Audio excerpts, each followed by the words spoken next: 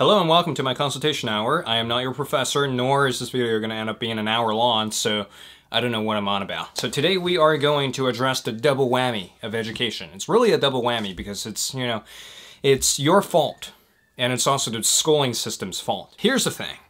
If you go on campus and you ask around, you know, why are you doing the degree that you're doing? Why are you studying to become a lawyer? Why are you studying to become a pharmacist? Or why are you studying to become, you know, insert your degree title or like the job that corresponds to the degree title? What you're going to realize is that most people have no flipping idea why exactly they're doing the degree. They don't exactly want to be a lawyer, but they're still studying law. And it gets worse in the humanities department, where people don't even know like why exactly they're studying the thing they're studying.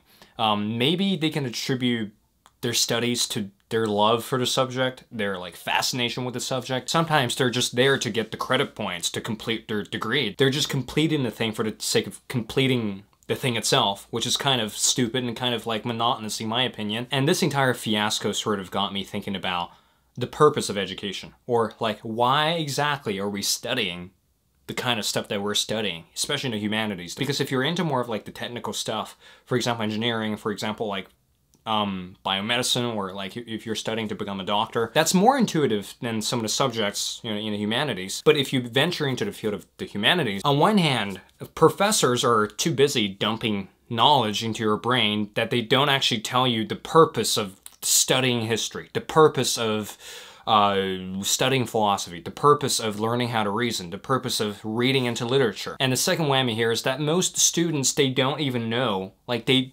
don't even have the incentive to study the subject anyway. So you have this like double whammy of like the university is not telling you why you're studying the thing, and then you yourself don't even know why you're studying the thing. So you're stuck in between this very kind of like confusing ball of mess. So if you're stuck in that position, today's video is kind of for you, or today's video is kind of an invitation for you to really think about why. Are you there simply to fulfill the requirements, or are you actually there to acquire some technical skills? In case of a liberal arts degree, why are you even there in the first place? These are very important questions, and I firmly believe if you want the motivation to study, if you want to dive deeper into these subjects and give these subjects the dedication that they deserve, you actually kind of have to think about your, should I say, foundation, your reasons for studying the subject. Because without a solid reason, you're just gonna end up a robot completing assignments, you know, hoping something's gonna come out the other end. What's gonna happen is you're gonna forget everything. Your liberal arts degree is gonna end up being a useless piece of paper. Really think about why are you getting that degree in the first place. Really think about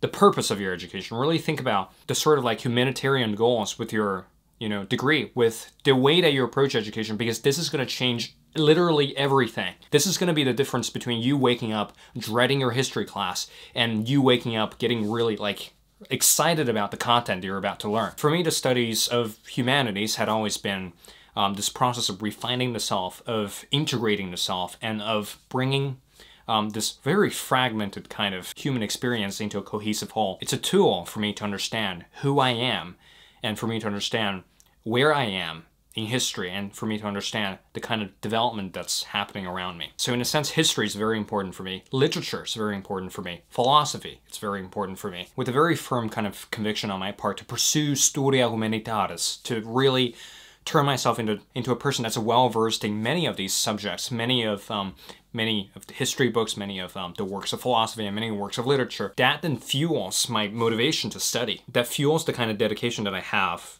toward, you know, finishing assignments, toward doing all the deep dives into the subjects, and it also fuels me to do extra reading outside of the classroom, which I think is just absolutely necessary. And a really tricky thing here is that only you can decide that for yourself. You can't take my definition and just run with it. That's not gonna work. My passion in humanities, it might resonate with you, but it's not going to be exactly your definition for your education. You might not care about history at all. You might not care about literature at all. It's going to be like useless for me to convince you otherwise. The really important thing that I want for you is your own personal definition of education. And that's what you should be thinking about, like just on a daily basis, contemplating, mulling this question over and over and over again. As you probe deeper into your studies, as you probe deeper into this question, as you're becoming firmer and firmer in your conviction, as you're becoming more and more resolute in how you are approaching your subjects, especially in the humanities, that's going to bring in a brand new mode of learning, where you're learning on your own terms, where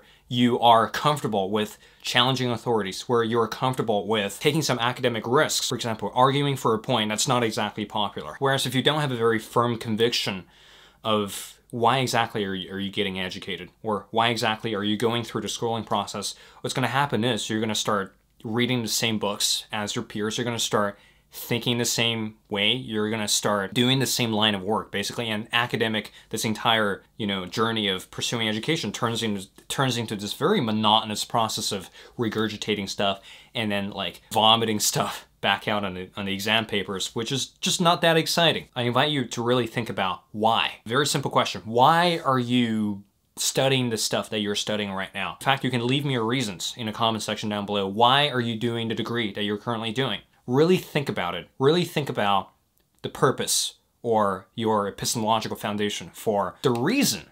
Why are you studying it in the first place? And it's a really scary question, because this is not a question that most people ask themselves. They run themselves into trouble. They've done their 4 years of biomedicine, or they've done their 4 years of physics or engineering, only to find out that they've hated the entire thing all the way through. So really think about it.